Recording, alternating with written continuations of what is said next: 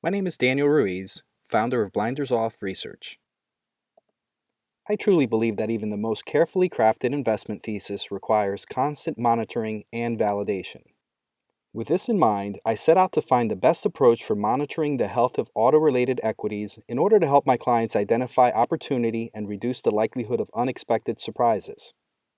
My research efforts have identified a specific mix of used vehicle values as one of the best ways to accomplish this goal, and I've created this short video to show you why. Aside from time to equity, which I explained in a separate video, used vehicle values play a big role in leasing. To illustrate this, I'll use an index which I've created as part of my analysis on Ford. The growing wave of lease maturities resulting from the record amount of lease originations in recent years has sparked concerns about declining used car values from the investment community. However, in order to truly understand the effects of lease maturities on used car values, we need to consider the options available to consumers at the end of their leases. Consumers can buy, trade, or return their vehicle.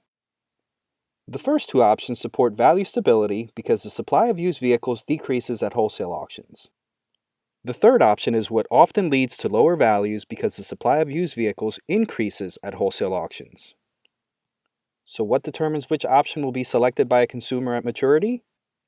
Most often it's the relationship between the contracted residuals represented by the dotted black line and the value of the vehicles represented by the colored lines on the chart. As you can see, when the value of the vehicles drops below the contracted residual line, return rates, which are represented by the black line, begin to rise. And the rate of used vehicle value declines accelerates as wholesale supply increases. From there, used vehicle values stabilize once supply reaches equilibrium with demand, return rates drop, and a new cycle begins. So why go through that lengthy explanation?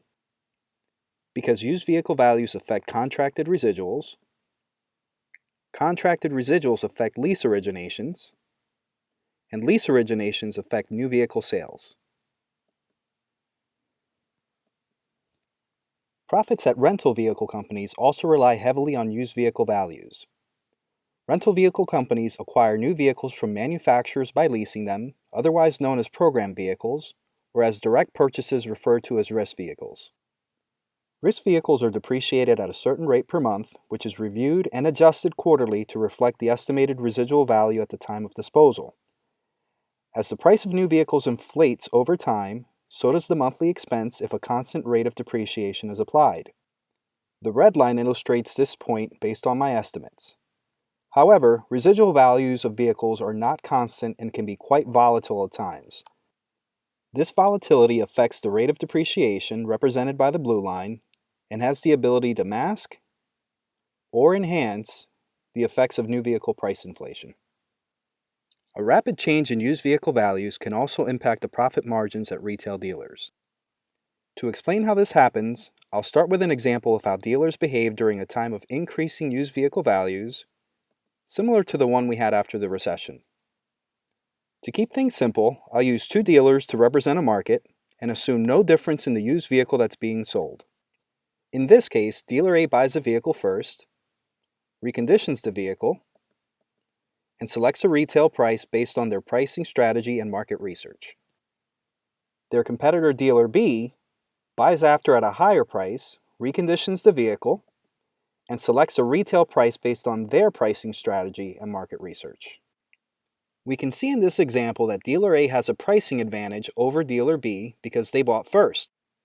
However, Dealer B will not lower their retail price because they understand that as soon as Dealer A sells their vehicle, the pricing advantage will shift back to them because Dealer A will have to pay a higher price to acquire the same vehicle. This is a very easy environment to sell used vehicles profitably and can mask inefficiencies like slow inventory turn rates very well. Now let's consider what happens when used vehicle values decline at a rapid rate like they did in late 2016 and early 2017. In this case, Dealer A buys a vehicle first, and the same process of reconditioning and pricing repeats. Their competitor Dealer B buys after at a lower price, reconditions the vehicle, and selects a lower retail price based on their pricing strategy and market research. In this case, the last dealer to buy has the pricing advantage. Dealer A now has to lower their retail price in order to remain competitive with Dealer B, resulting in compressed margins or a loss on the transaction. This type of environment changes everything and puts a spotlight on inefficiencies. If Dealer A is too slow or reluctant to respond to Dealer B's retail price, and Dealer B sells their vehicle first, Dealer B will acquire the same vehicle at an even lower price, and the eventual competitive price adjustment from Dealer A as the vehicle ages will lead to an even greater loss. If what I've shared with you up to this point makes sense, then we should both agree on how incredibly important current and projected used vehicle values are when considering or monitoring an investment in publicly traded auto manufacturers, retailers, or rental vehicle companies. The challenge is that my research has pointed to a very specific group of used vehicles that are poorly represented by commonly used indexes. I say this because, among other factors, vehicles older than 3 model years old have little or no impact on leases, rental risk vehicle depreciation, or retail dealer profit margins. The Manheim Index shown on the left has no model year restrictions, and the J.D. Powers Index shown on the right, previously known as NADA, includes vehicles up to 8 model years old.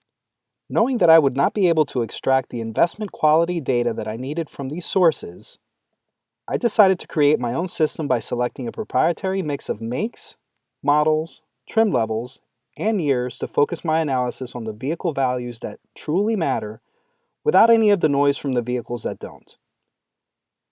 My clients have often asked me when and if I would make this data available.